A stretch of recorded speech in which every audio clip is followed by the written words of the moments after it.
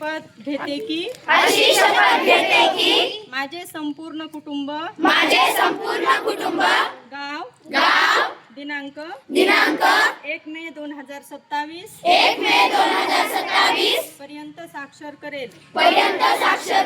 मी माझ्या परिसरातील एकही व्यक्ती असाक्षर राहणार नाही यासाठी सतत प्रयत्न करेन। मी माझ्या कुटुंबातील सदस्य मित्र आणि समाजातील प्रत्येक व्यक्तीला वाचन लेखन व संख्याज्ञान शिकण्यासाठी मदत करणार आहे।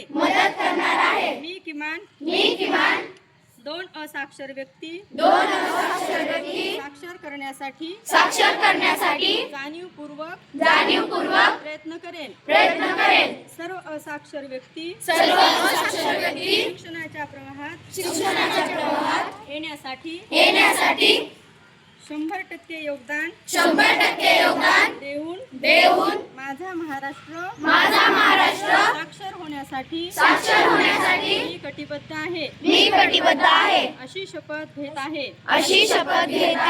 जय हिंद, जय महाराष्ट्र, जय उल्हास।